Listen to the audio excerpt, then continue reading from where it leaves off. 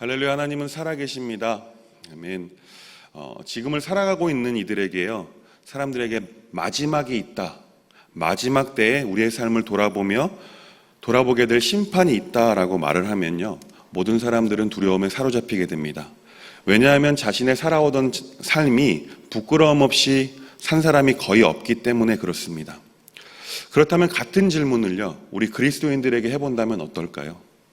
한 가지 분명한 사실은 그리스도인들은 마지막 때에 심판이 있다는 것을 너무나 잘 알고 있습니다. 마지막 때에 심판이 있다고 알고 있지만 지금 우리에게 당장 예수님께서 재림하셔서 심판대 앞에 서야만 한다면 어떤 반응을 하게 될까요? 아마 저라면요, 어떻게든 맨 뒤에 가려고 발버둥 칠 것 같습니다. 왜냐하면 주님 앞에 서는 것이 너무나 부끄럽고 죄송스러워서 맨 뒤에 가려고 할 것 같습니다. 아마 다른 그리스도인도 다르지 않을 것 같습니다. 아마 두 부류가 될 것 같습니다. 주님 먼저 보려고 어떻게든 심판대 맨 앞에 가려는 부류와 저처럼 어떻게든 맨 뒤에 가서 서려고 다투는 부류가 있을 것입니다. 이처럼 심판 앞에서 자유로운 사람은 아마 없을 것 같습니다. 우리가 신앙생활을 하면서요, 어느 때부터 성경을 한번 통독해야지라고 다짐을 할 때가 있었을 것입니다. 처음 성경을 통독하겠다고 다짐하고서 끝까지 통독한 분이 계실까요? 처음 통독을 다짐하고 나서 창세기를 펴니다. 너무 재미있습니다. 쭉쭉 읽혀져 내려갑니다. 창세기를 지나서 출애굽기에 넘어갑니다. 조금 지루한데 여전히 재밌습니다. 출애굽기를 넘어선 순간 우리에게 위기가 한번 찾아옵니다. 바로 레위기가 등장하죠. 온갖 지켜야 할 것과 하지 말아야 할 것들이 쭉 나열됩니다. 그래도 어떻게든 다짐했기 때문에 버텨봅니다. 이어서 민수기가 등장합니다. 1차, 2차 인구조사가 등장하죠. 누구의 아들들에게 난 자들을 계수하니 몇 명이라 라는 이런 말들이 계속해서 반복됩니다. 그리고 또한 규례들, 제사법들이 계속됩니다. 성경을 덮고 싶지만 그래도 어떻게든 버텨봅니다. 겨우겨우 힘겹게 읽고 신명기에 들어가게 되면 조금 읽다 보면 모세의 설교 고별사로 이어지는데, 이어서 또 모세가 율법에 대해서 설명을 합니다. 저는 처음 여기에서 성경을 덮었습니다. 첫 해 통독을 다짐하고 나서 포기하고 말았습니다. 그리고 마음을 추스르고 다음에 다시 도전을 합니다. 이제 앞부분이, 성경의 구약 부분의 앞부분이 힘들다라는 것을 알게 되었습니다. 그래서 구약을 읽다가 또 신약을 읽다가 번갈아 가면서 성경을 읽는 지혜가 생겨버렸습니다. 그래서 잘 넘어가게 됩니다. 그런데 위기가 한 번 더 찾아옵니다. 이번에는 선지서에 들어가면서 위기가 찾아왔습니다. 선지서를 보면 대부분 심판에 대한 이야기가 나옵니다. 창세기의 노아 때의 홍수 심판을 보면서 처음 생겼던 의문이 슬금슬금 선지서를 보면서 다시금 생기게 됩니다. 그 의문은 무엇이었냐면요, 바로 하나님께서 당신의 형상대로 지으신 사람을 창조하시고 보시기에 좋았더라라고 말씀하셨는데 그 사람들을 심판하시는 장면을 보면서 하나님 너무하시는 거 아니야? 라는 의문이었습니다. 처음에 홍수 심판 이야기를 깊이 있게 생각하지 않다가 선지서에서의 심판 이야기를 보면서 하나님께서 조금 너무하시는 것 같다라는 의문으로 인해서 성경을 보기가 불편해졌습니다. 사실 처음 신앙을 가지게 된 분들이 볼 때 분명 하나님은 사랑의 하나님이라고 배웠습니다. 그런데 사랑이 아니라 심판하시는 무서운 하나님으로 오해를 하게 됩니다. 믿음이 약한 분들은 이 부분에서 시험이 들게 되고 심하면 교회를 떠나는 분들도 보았습니다. 오늘 본문의 14장 말씀도 이스라엘의 죄악으로 인해 심판의 때 잠시나마 쓰임받았지만 그 바벨론이 교만함과 악으로 가득하게 되자 바벨론은 심판하시겠다라고 말씀하시는 하나님의 모습을 보게 됩니다. 결국 22절과 23절 말씀을 보면 바벨론의 멸망이 그려지고 있습니다. 22절과 23절 말씀을 보겠습니다. 만군의 여호와께서 말씀하시되 내가 일어나 그들을 쳐서 이름과 남은 자와 아들과 후손을 바벨론에서 끊으리라. 나 여호와의 말이니라. 내가 또 그것이 고슴도치의 구렬과 물 웅덩이가 되게 하고 또 멸망의 빗자루로 청소하리라. 나 만군의 여호와의 말이니라. 하나님께서 일어나셔서 바벨론의 남은 자 없이 다 멸하시겠다라고 말씀하십니다. 또 멸망의 빗자루로 청소하시겠다라고 말씀합니다. 이런 모습을 보면서 하나님 좀 매정하신 것 같아, 냉정하시고 사랑이 많아 보이지 않는 것 같습니다 라고 말하는 사람들이 있습니다. 근데 이렇게 말하시는 분들을 살펴보면 심판 이면에 있는 심판의 목적에 대해서 이해하지 못하는 경우가 허다했습니다. 하나님께서 왜 심판을 하십니까? 왜 하나님께서 왜 노아 때에 홍수로 심판을 하셨습니까? 쉽게 설명하면 이렇습니다. 하나님께서 처음 도화지에 천지를 그려 넣으십니다. 그리고 사람을 그곳에 그려 넣으셨습니다. 그 뒤로는 하나님께서 계속 그리지 않으시고 사람에게 모든 권한을 주셔서 그 그림을 이어가도록 하셨습니다. 처음 하나님과 교제하면서 아름답게 그림을 그려가기 시작합니다. 그러나 아담과 하와가 첫 범죄, 선악과의 원죄 이후에 사람들에게 죄악이 들어오게 됩니다. 그 뒤에 사람들이 땅에 가득하고 그들은 온갖 악행으로 하나님께서 우리에게 주신 도화지를 훼손하기 시작합니다. 그런데 하나님께서는 단번에 심판하지 않으셨고 그들을 돌이킬 시간을 충분히 주셨습니다. 방주를 만들 그 시간 동안 사람들은 돌아오지 않았습니다.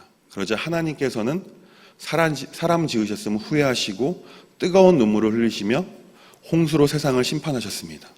그리고 남겨진 자, 당대의 의인이라고 표현된 노아와 그의 식구들을 통해서 세상을 재창조하시기로 시작하셨습니다. 여기에 하나님의 심판의 목적이 있습니다. 바로 남겨진 자들, 새로운 세상을 재창조하시기 위함인 것입니다. 새로운 도화지에 노아와 그의 식구들을 두시고 또 그들에게 기회를 주셨고 그들이 그 도화지를 아름답게 그려나가길 기대하셨습니다. 그러나 할아버지 노아를 모르는 자손들이 땅에 가득하자 다시금 범죄하기 시작합니다. 또다시 하나님의 아름다운 도화지가 훼손되기 시작합니다. 이때에도 하나님께서는 단번에 진노하셔서 심판하지 않으셨습니다. 다시금 그들이 돌아올 때까지 계속해서 믿음의 리더들, 선지자들과 예언자들을 들어서 하나님께로 다시금 돌아오라라고 계속해서 말씀하셨습니다. 그러나 여전히 온갖 악행과 범죄함으로 더더욱 그 도화지는 더러워져만 갑니다.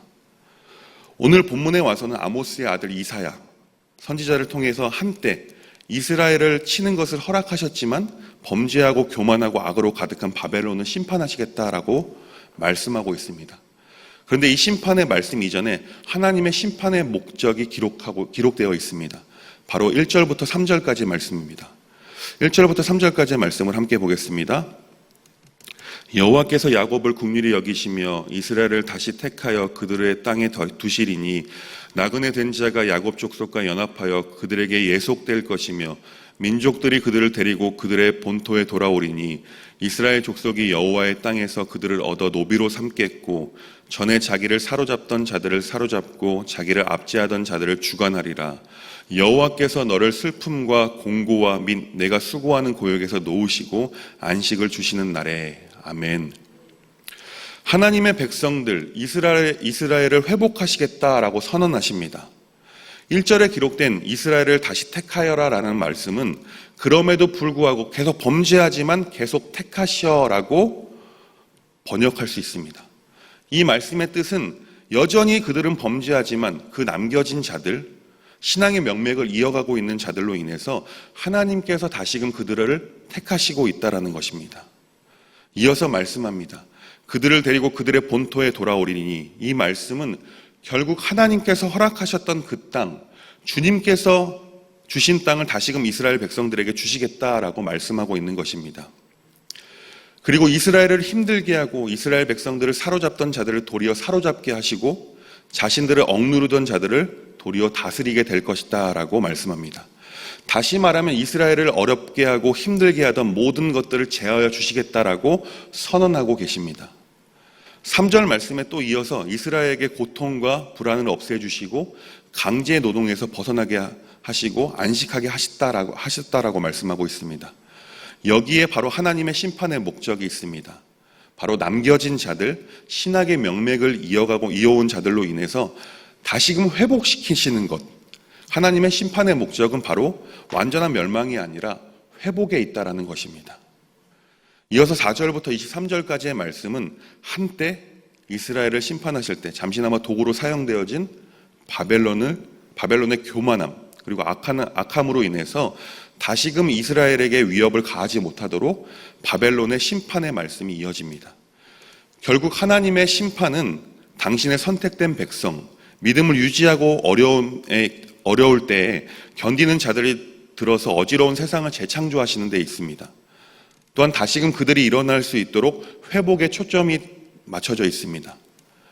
사랑하는 법환의 교우 여러분, 결국 하나님의 심판은 하나님의 무자비함을 나타내는 것이 아니라 하나님의 공의를 보여주시는 것입니다. 그러나 그 공의는 남겨진 자들, 즉 신앙의 명맥을 이어온 자들, 다시 말하면 하나님의 백성들에게는 사랑의 다른 이름이 바로 공의라는 것입니다. 우리가 이런 심판의 말씀을 보면서 다짐해야 할 것이 있습니다. 초두에 말씀드렸던 것처럼 우리는 마지막 때의 심판을 기다리고 있습니다. 예수님께서 재림하실 때, 그 심판 때에서 예수님께서 서셔서 우리를 심판하실 것입니다. 그 마지막 때는 하나님 외에는 아무도 모릅니다. 언제 올지 모르는 그 마지막 심판의 때를 준비하는 삶을 살아야 한다는 것입니다. 오늘 말씀이 우리에게 교훈하는 것은 바벨론이 멸망하게 되는 이유, 즉 교만과 죄악의 마음을 품지 않고 신랑이 올 것을 기름과 등을 준비하고 기다린 5 처녀처럼 신앙의 잠을 자지 않고 깨어서 주님 오실 그날을 준비해야 한다는 것입니다. 사탄은 이 시대에 우리를 넘어뜨리려 온갖 술수를 쓰고 있습니다. 오직 주님 한 분만 바라보면서 이 마지막 때를 깨어서 기다릴 수 있길 소망합니다. 하나님께서 우리에게 모든 권한을 주시면서 그리라고 주신 도화지에 훼손하지 않고 아름답게 그려나가는 모든 법환의 교우님들 되시길 간절히 소망합니다. 기도하겠습니다. 하나님, 오늘 본문의 말씀을 통해 하나님의 심판의 목적은 바로 회복에 있음을 깨닫게 하심에 감사를 드립니다. 하나님께서 우리에게 그리라고 주신 도화지를 훼손하지 않게 하시고 또한 더럽히지 않게 하시고 오직 아름답게 그려나갈 수 있도록 세상 가운데 구별되어서 주님의 마지막 때를 깨어 기도하며 기다릴 수 있는 우리가 모두가 될 수 있도록 하나님 인도하여 주옵소서. 거룩하신 예수님의 이름으로 기도드립니다. 아멘.